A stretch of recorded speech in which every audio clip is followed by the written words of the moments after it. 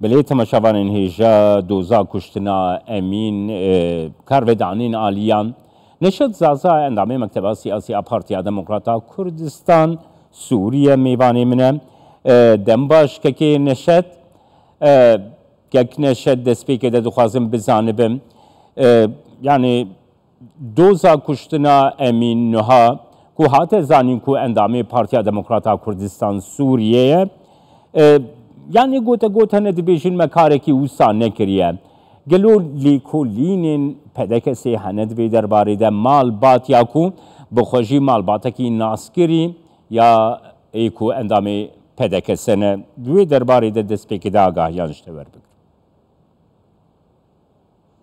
که جمال دست پیکی ده سلاو ریس بو و حمیبی نرن هیجا حقت بگومان هر وقت که گوید ملت مچاوره یگو افغانستان کردی چه ببین شاخین پکه که کردستان سوریه ده ایگو نخیر خاص بود افغانستان دنیا هنه که بگن خونه غسره که بود ده ملت مخاج دکی ویب کریار را رابن گو دبان او که و افغانستان دنیا هنه که بشون بخون دی سجی تک ببین لامو که انجمن اجتماعی کرد ها پارتی دموکراتیک کردستان سوریه روشتن لسر با مسئله هنه که جبرن دین المصلحه ملت مل تقول ده أمباج شوبين في مثلا هنا كي بهشمندي كبكري درباري في بيرا قوشي حقت أبو يرا هنا كي ج شخن بكي كده هندر كوسانا سويدة تفاستو تيبت بيديو أو دزجين قب سرب أباي بوي أب مثلا دافياني يقول بلدرا هنا كي دركتن فقط كم بدافياني أتني موضوع شهر سر نابي بوجي أجر راست أو دبيجن أم مثلا هنا كي نتوان بارن أو دتن ديار كرن تدستي وهذا في مسألة دنيا أم دكارن كوميتاك شبابي أو كوميتاك شوباندني مش هردون طرفا مش هردون بشيغو إيروش انجمن الاجتماعي كرد هر وها إج زانستون كسايتين سر كردستان سويدا وهر وها جي تشطرف وابا برا خاطر ببن تختورن باسبورت في مثلا هنا كده هنا هنجي أم دكارن ویلاشی هانا که بی تربیه هانا که وقتی مالباتا بشار امیجی گوتی تربیه دار بخن و برای گوتی خلق چاوده ایده مثلا هانا که به خلق بزن به حقیقت کودیه لی هر کس بجی بزنه اول نجاره کمیا شخصین پکه که بود کردستان سویدا و کریاران کم بجن نامن بدیه جاران بیروین انجمن اجتماعی کردیات نشاطن دیجی کس نو گوتی ناس هاتن خویا کردن بدیه جاران لانگرن انجمن اجتماعی هاتن گرتن و حواله پارتیا ما و حواله و کسایتین هاتن گرتن بگون الجمانات شنوی ده هاتن داخل خویا کردن گل کودینا دویجی اگر جارای کمی بنا گفتبانا والله ما یو گفت فراسینا اجدار بیوینا که جی کسایتین گل سروی پرمیهانا که حاضر بون برجع دیتنا زده ده کساو گفتی اف پرمیهانا که ایگو ششتن ایگو صورت گرتن جوا کسانا که سی کسیم شپیکاتین عرب جیدنا دبون او خوش حاضرن گوشا دبون اجتی مثلا هانا که ربطن بهتری وقت مسئله هانا که ام دیسه جید بیشن برای کمیتک چه اگر راست او خوشی مثلا هانا که شون بیشن ایمان نامن ام دیشن برای کمیتک چه دامرو بگین حقایق رسن که نشد نها هات راگهاندن پدک سجی راگهاند نها داخویانی انک سدجیه کو رحمتی امین اندامی پارتیا دموکراتا کردستان سوریه جبیستو دوی گلانی و هاتیه گرتن الگور آگاهدارین ما گلود وی دما دریج دگو گرتی بو وکی پدک سقط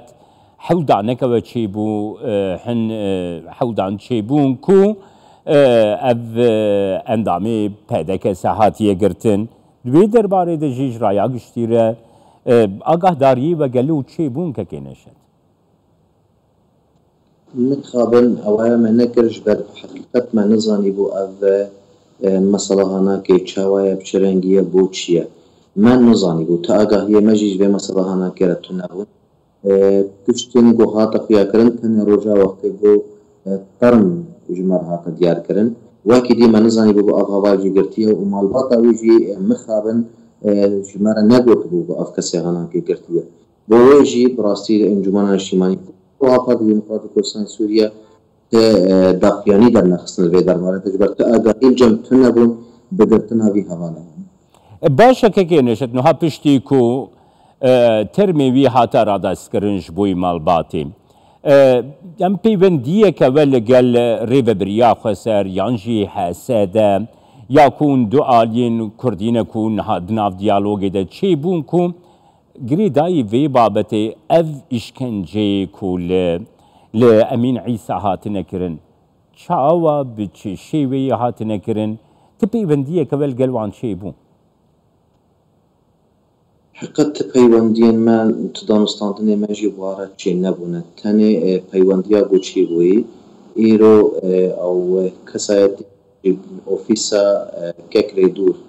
دعوة نمرة ماموستا بشار کرد گو اجبو هم تکریا پیرا بکن لی من خوشی بری از ورما بی برنامه من تلفونی ماموستا بشار کرد گو تنهتان ها کسی مرا دانستاندن نکریا هر وها گوت احمد عزام تيكي واي خوياية شبيكاتن عربة دريبا بريا وادا كات كي قوتن هاتبون عزاما كربون شينا ما بريبا برن سلاوة كما كرن لي بنشقي بلي وادا هاتن ملوجي قو مجوارا قوت اما ام حاضرن قو بيتر بيبكن قوش كسايتين برحكر هر كسك حاضر قو روجنا مبانجي حاضر ببن هنگي ويشاكي حقيقت وريجيار كن لي حطانها تدا مستاندني وبي ريبا بريا غاناكي وهروها ينبسر وياجي کسایتین گو افکریار کرن سازین وانا که تدا مستاندن نکن که نشت نها يعني براستی درایا گشتی ده نها وکی پرسک هاتیه پیش جالیه کی و من بخوا دوهی حف پیبن لگل کرمام رحمتی امین عیسی کر که هجار هر وها که بشار اندامي مكتبة سياسية بارتيا ديمقراطية كردستان سوريا ومعامي اميني كو بشداري ده بلتنا كردستان 24 دكريم ليلة عالية كي دير ريبابريا خسرجي هنوينه بلاف كرنا داخوياني بلاف كرنا دبيجي كو كاركي وسان نبويا دوي درباري ده كي نشتو دكاري چجمره بيجي يعني جبوچه افد السيناريو درد كفنا بيش يعني مالبات حجار بخدس نشان كركو اوي او وينا گرتنا جالي ريبا بريا خو سروجي وينا هاتنا درخستن تيدس نشان كرنكو اوي جلتا دس درباس كريا بوي شوي جيانا خوش دستايا تو اشكنجلي نهاتنا كر از برواجي بيد بيشم ادبيجم چو فدا مالباتا بشار امين تيد بشار گواه نه های به شکل هان یا جو کوتی چه دا ملت مت ده یا جی چه قصدک و دا فاضل پای مثلا هنا که هنا هتا ساعتی که به ویرنگ هنا که درخه باشه هر کس کی دیاره وقتی کو صبح جوینه ویرنگ هنا که درکبن اب اداره هنا که اگه خود ناب خود که هدرش قبا ولا ولا در بخیر راست حقیقت اگر کوری بیج الحقیقت بگره بوجی ادبیجن فدا مالباتا بشار امین به مثلا هنا که دنینا گوه مثلا هنا که اگر وینه نراست داره اوجی از دبیجم افچیلو که هنا که حقیقت دینه تنه خواستنا حق که بازدم تنه خوازم و بوتی به مثلا هنا که واندا بکن از باور تکن جوه هن سیناریوات نمو برد کردن و یک جا آستنگی که به مثلا هنا که ده حسا که وانه هنک بیار بدانه دیارت خوازم و بوتی تشت نابكن دا خلق به تشت بويا كليار بوي جبير بكي لا از باور كن هر کس کی وای راستی ناس كي نشت حروها يعني درايا قشتي ده افي بابتي قال لك دنگ بدا بطايبتي بشتي بلاف كرنا وينين رحمتي امين نها يعني اجرا قرتناوي دو سيناريو دوردش يعني آليك نها وکی کردستان 24 آگاهداریین مگود وی درباره ده چی بون کوم رحمتی امین چندین رخنه ل سیاستا ریوبریا خسر ل سیاستا پیاده بتایبتی کریه دواری خدمت گزاریه ده دواری آبوری ده دواری بری و برنه ده دو سوسیال مدیا ده او یک بلاف کرنه و اصلا ایشا پیدش ویه که تر بویا عاجز بویش بر ویه که هاتیه گرتن لی نها ریوبریا خسر دست نشاند که کو گندلی کریه جبر ویه که او هاتیه گرتن دوی درباره ده آگاهیل با و هنه که نشته اگرا گرتناوی چه بویا رحمتی امین تو آگاهیل جمعتون نجبر ویجید به جمعت داخلی در نقص نجبر آگاهی مل سر به مسئله هنه که توننه ویجی اگر مسئله چرنگی بگرید اگر وی کسی هنه که خرابی جی کرده لێ بڤی شێوایە هاناکێ ئەس باوەڕ ناکەم لە دنیای دەژی کەسی سزا بکە ئەگەر سزا ئەگەر گونەهێکی وی کەسی هەیە تو دبێژێ من ڕێبەبەریک هەیە تو دبێژێ من سازی هەنە دبێژێ من محکەمە هەیە بۆ وێژی وی خەڵکێ هەناکەش پێش خەڵکێ تو مامی بەبەرە گونهی وی ناکە خەڵک بناسێ وی شاخی محکەمە بکە لێ بڤی شێوایە گوتوی ئیشکەنجە بکێ گوتی ژیانە وی ناکێ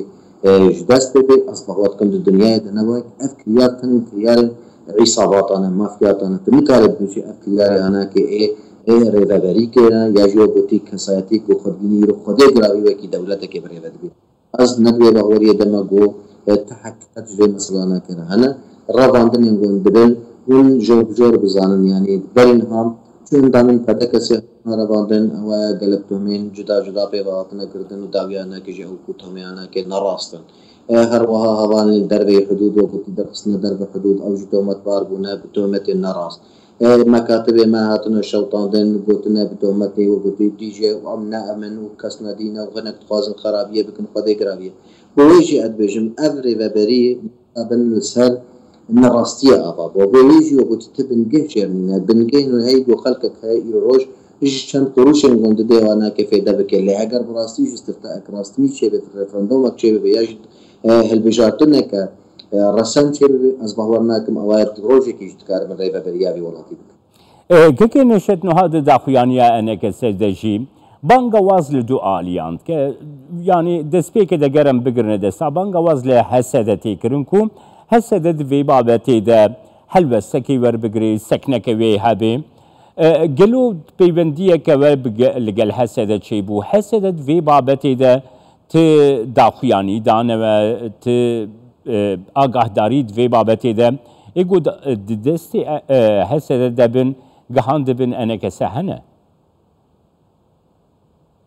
حتى نها تشتكي بيرنجهانا حسد بيدانجا تاني وبوتي من جوتشي كيكها اوفيس هواي بيونديا يا كريدور تاني دعوانو ماركي كرم قوتن ام تفازن تيكليا بشاركن لين دربه ويناكي حتى نها بيدانج ورانجا وز بخورا كم حسدت كار بتشتكي جي بكي بصدن كريار بيرنجهانا كي چيبونا حسدن هابري نكاري بو بوتي به مثلا انا كي چارتر كي ودي سجي ازبجم حسدن كارن دبش هند بيره ببري هانا كده دبش هند با شاخين پاکێکە دا بەلکی هەنش خوازم بۆ ئیر ڕۆژ ئەو ئەنجومەنە نیشتیوانی کوردی بکەن ڕێکەفتنەکە ئەو ڕێکەفتنانەکە بکەوێ بن خزمەتە خەڵک و خاکەمەدا هەندیژی هەنەوە گوتی